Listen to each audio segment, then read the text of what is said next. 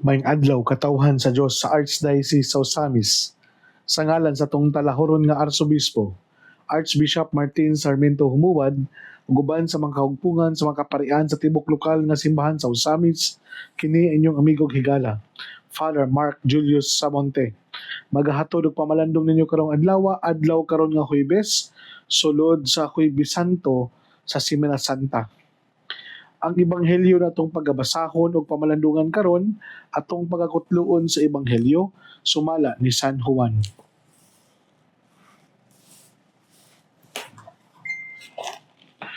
Bispiras kadto sa pangilin sa pagsaylo, nasayod si Jesus nga miabot na ang iyang takna sa pagbiya niining kalibutana og pag-adto sa Amahan. Kanunay niyang gihigugma kadtong mga iya nga ania sa kalibutan o gihigugman niya ila sa antod sa katapusan. Samtang manihapon si Jesus o ang iyang mga tinun-an, ang yawa ni ulhog kang Judas, ang anak ni Simon Iscariote sa pagbudhi kang Jesus. Nasayod si Jesus nga gitugyan kaniya sa Amahan ang tanang gahom o nga siya gikan sa Dios o moadto sa Dios. Busa mibiya si Jesus sa lamisa, gihukas niya ang iyang sapaw ug nagbakos siya og tuwalya, unya naghuwad siya og tubig sa palanggana ug gihugasan niya ang tiil sa mga tinun-an ug gipahiran sa tuwalya ang iyang gibakos. Miduol siya kang Simon Pedro ug si Simon miingon kaniya, giingon, hugasan mo ba di ay ang akong tiil? Si Jesus mitubag, dili ka pa karon makasabot sa akong gibuhat apan makasabot ka ra unya. Si Pedro miingon, dili gayud ako magpahugas nimo sa akong mga tiil. Apan si Jesus mitubag, kung dili ka hugasan ang imong mga tiil, dili ka na akong tinun-an. Si Simon Pedro mitubag, kung mao ka na Ginoo, dili kay ang mga tiil ko lamang ang hugasi, kung dili hasta usab ang akong ulo o mga kamot. Apan si Jesus miingon, ang nakaligo hinlo na og dili kinahanglan na manghugas pa. Gawas sa iyang tiil, kamong tanan hinlo na gawas sa usa ka ninyo. Nasayod na ang daan si Jesus kinsa ang magbudhi kaniya. Busa mingon siya, kamong tanan hinlo na gawas sa usa ka kaninyo. Human niya kahugasi ang ilang mga tiil, gisulo pag-usab ni Jesus ang iyang sapaw ug mibalik siya sa iyang dapit sa lamesa. Unya nangutana siya, nakasabot ba kamo sa akong gibuhat kaninyo? Kamo nagtawag ka na kog magtutudlo o Ginoo. Kung gusto ka na kay mauman ka na ako. Kung ako ang inyong Ginoo o magtutudlo, naghugas sa inyong mga tiil, pag hinugasay usab kamo sa inyong mga tiil. Naghatag ako kaninyo og pinag-ingnan aron inyong buhaton ang gibuhat ko kaninyo. Mga igsuon ay ebanghelyo sa Ginoo. Daygon ikaw Kristo. Mga igsuon ko ni Kristo karon Huwebes Santo. Kaninang buntag, kadlawon, alas 4 sa buntag, nagsugod kita sa ato ang live drama sa Station of the Cross, nagipanguluhan sa tuwang mga kabatanunan diri sa Immaculate Conception Cathedral. Congratulations sa atong mga kabatanunan, silahang mahaguon, well prepared, ug sa ilahang maayo kayo nga pagdramatize Station of the Cross. O inubanan sa ato mga kaparian diri usab sa Immaculate Conception Cathedral o sa tuang mahal na Arsobispo, Archbishop Martin Sarmiento Humuwad, na miduyog ambit og ming uban kanato sa tuang Station of the Cross live dramatization from Cathedral to Bukagan Hill. Ug akong pagtimbay usab sa tanang mga nanguyog ng mga parokyano ug mga individual sa ato ang activity kanina. Dayon unyang alas 2 magsugod usab ang ato ang Lenten Recollection diri sa parokya. Akong giawhag tanan atong mga membro diya sa mga kapilya sa matagsuna hagito nato ang tanang pamilya, tanang membro, tanang mga binunyagan nga sakop sa Immaculate Conception Cathedral. Namutambong kita sa ato ang Parish Lenten Recollection 2026 aron kita mamalandong ug mas palaluman pag ginato pagsabot ang ato ang kutay or relasyon ngadto sa Ginoo nga mao'y nagpakamatay ug mao'y naghatag sa iyang kinabuhi para sa pagluwas kanato sa atong mga kasalanan. Kung kita manggod ng mga giluwas, makasabot kita sa relasyon ug mas palaluman pud nato ang atong relasyon ngadto sa nagluwas kanato. Walay pagduha-duha kita usab nga muhimo kita og mga ginagmang pamaagi nga kita makasundog sa iyang mga sakripisyo pag-adtos aron lamang para sa uban.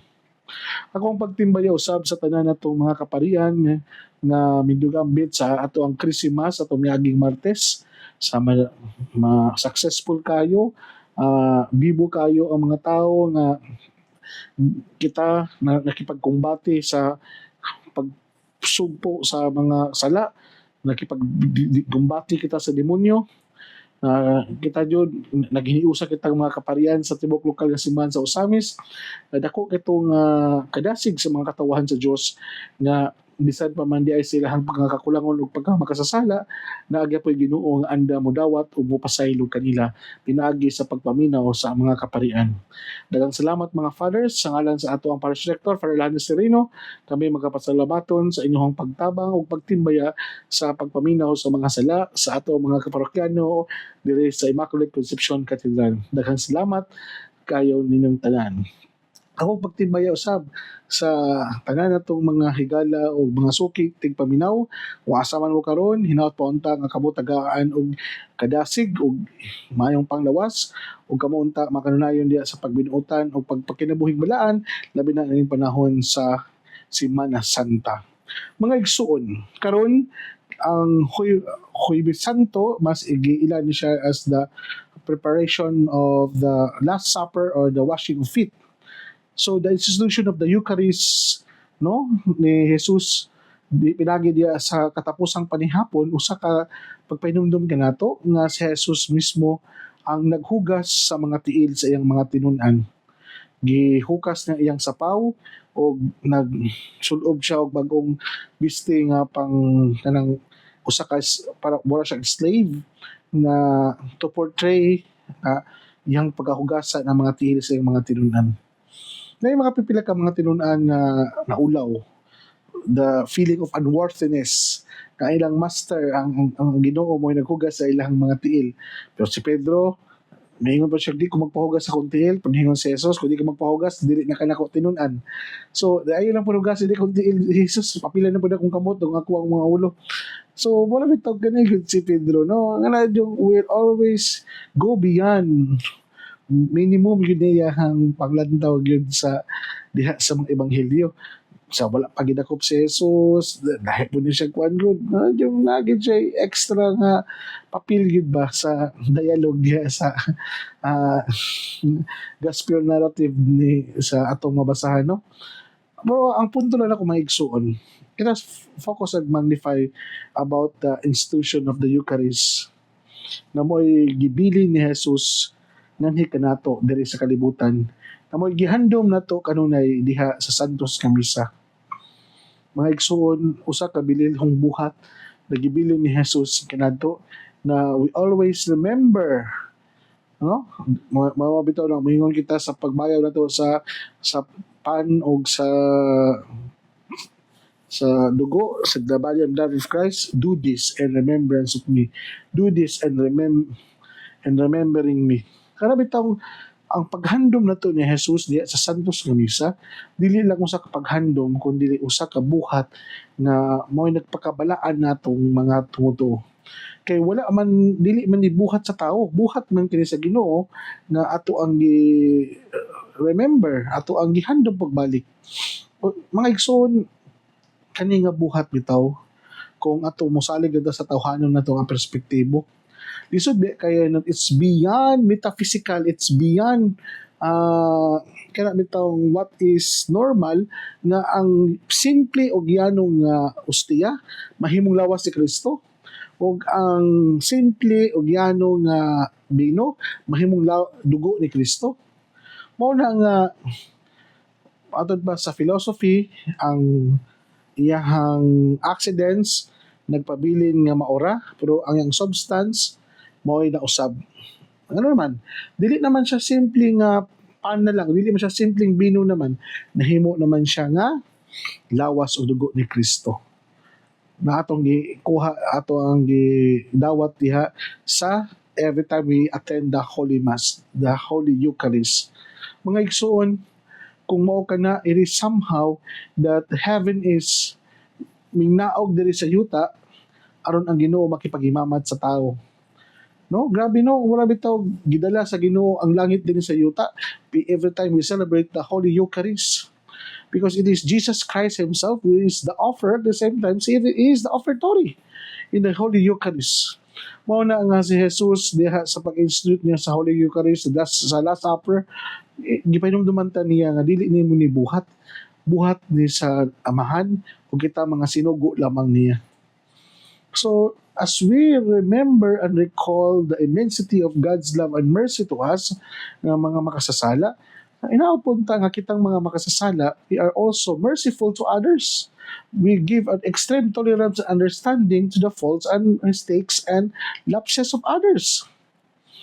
Kay every time we remember how God merciful to us, how God give us extreme tolerance and understanding, dapat inana mo ang atong memory towards others. Dili lang isip recipient sa maong kaluoy sa Dios, kita ra ang nag-enjoy. Dapat kita pong ng mga recipient sa kaluoy ug gugma sa Ginoo, ipabati mo nato ni sa uban nga sila gihigugma, gikaluyan o gitagaag another chance sa Ginoo.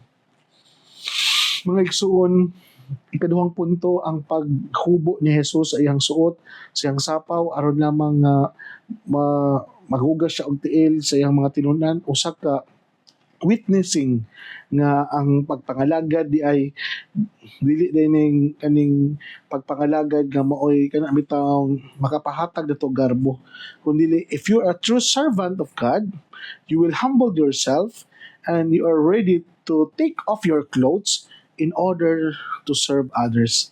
O giday na nga symbolic kayo ang paghubo ni Jesus sa iyang mga sapot. Kay you cannot serve kanang totally and with all the kanang standard ni mga pagpangalagad kung daghan kag mga suot, kung daghan ka og kanang mga gisuob nga bisti. So para nako ang pag-take off of clothes ni Jesus somehow iyahang ipakita ka nato nga andam siya nga tangtangon ang iyahang unsa man ang panglantaw nato sa person in authority, usa ka Dios nga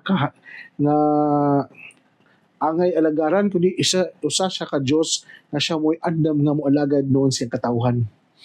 Mao na nga kung kita andan kita mga lagad, mao na bitaw na ayon na lang pagsudob og sanina, kung mao kanang sanina mao ni hindrance nimo in order to render a genuine and authentic service to others. Kung ikaw gani dili ka andam nga mahugawan na sa imong sanina, ayaw na lang pag sanina og nang mahalon.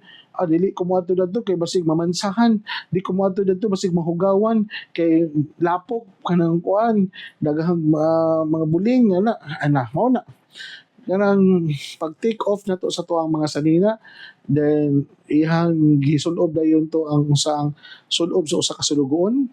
Mao na nga si Jesus ninalagad, gibuhat niya ang paghugas sa mga tiil sa iyang mga tinunan as a symbol of humility, as a symbol nga siya bisan pa sa iyang pagka-Diyos, bisan pa sa iyang pagka-Ginoo, minghubo siya niini aron lamang nga gisulob niya ang sulob sa usa ka sulugoon. Kita magud-usahay, magka-powerful ta, nata sa authority, lisod na kita sugoon, kita na ang sige panugo.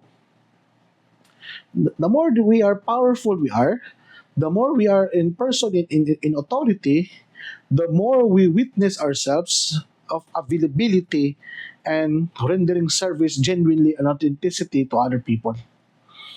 Ako isipari, ako gipanumduman ako akong kagalingon nga bisan pa og na may mga pwede masugo diri sa kumbento. Nga bitong in my capacity, I need to teach myself na dapat kabalo yapon ko manghugas sa akong gikanan. If possible, kung naay oras, kabalo yapon ko manglibyo sa akong kwarto, sa akong CR. Mga inana bitaw nga pamaagi bitaw mga igsoon, dili bitaw kayo bitaw nga magpaka too much entitled na pugay ko sa akong kagalingon. Abi kay I am already an ordained minister na nakoy mga titulo, na nakoy mga gikuptan nga matuwag power and authority. Dapat sama ni Jesus bisan pa sa iyahang pagka-Diyos, gihubo gyapon niya ang unsa man to ang posibleng panglantaw sa uban diya kaniya nga siya usa ka master, usa ka misaya, kundi andam siya gyapon nga moalagad isip iyang higala ngadto sa iyang mga katawhan. If you are referring yourself as equal with other people, you will not see yourself as an entitled person. Dili ka moingon nga mas labaw ka sa uban, dili ka moingon na ako ba inyong master, dapat igo ra ko mo kuman ninyo, igo ra ko mo manugo ninyo, ug kamo igo ra pud mo mutuman sa akong gisugo.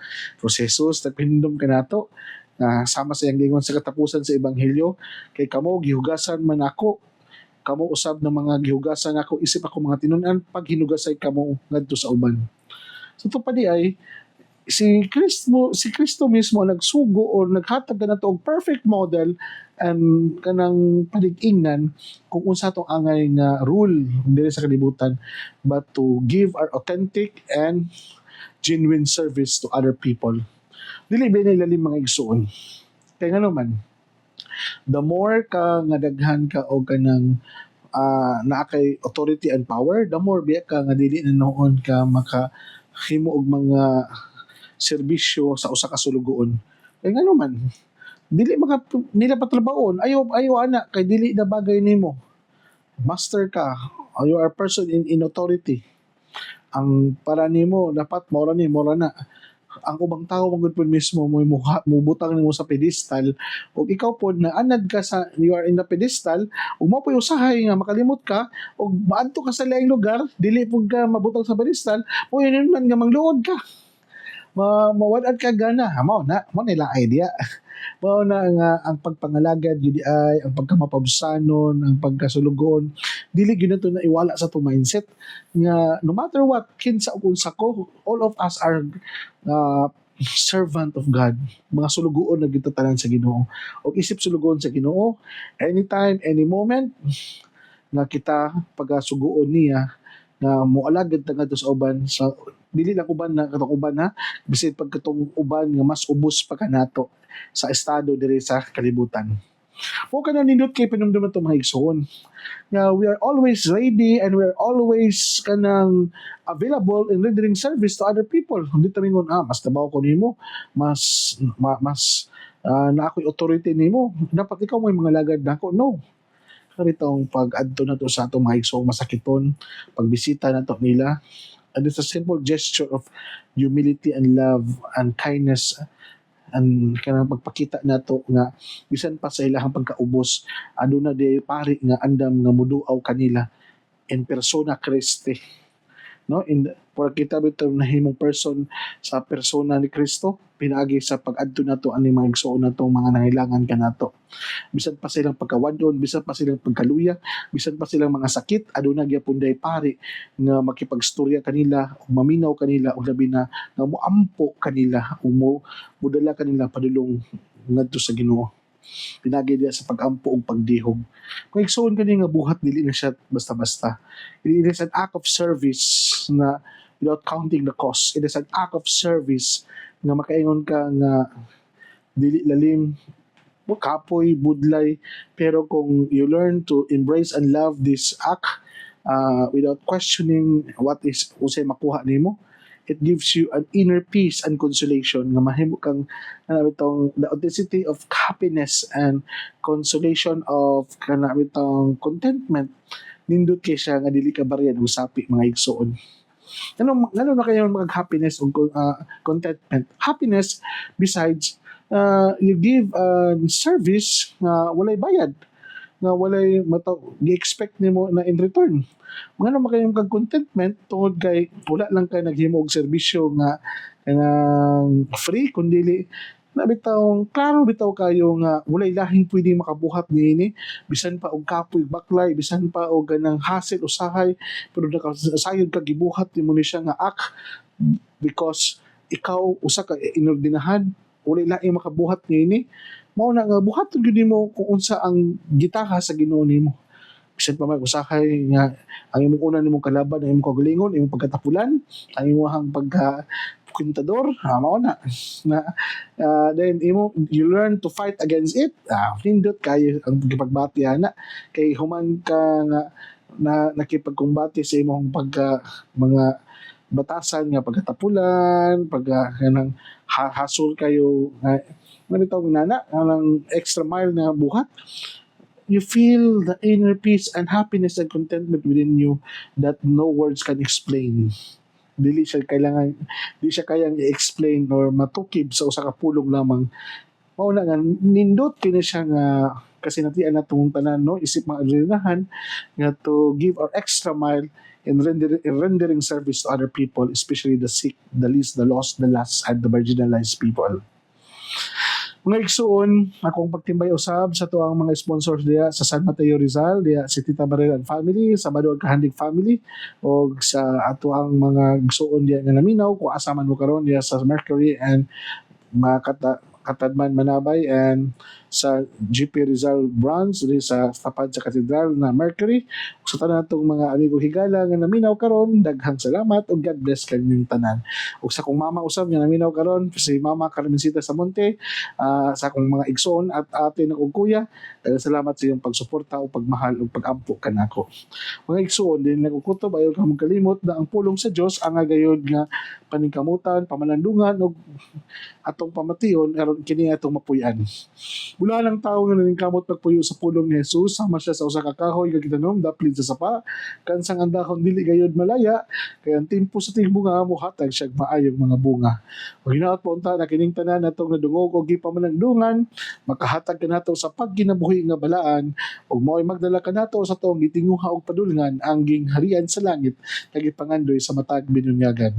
Igsuon, ugma na sab uban sa pangama sa tong mahal nga birhen, natong gitawag dinhi sa misamisnon nga birhen sa kuta, ang Dios unta magapanalangin kanato sa ngalan sa Amahan, sa Anak, sa Espiritu Santo. Amen. Advance Happy Easter kay atong tanan o daghang salamat.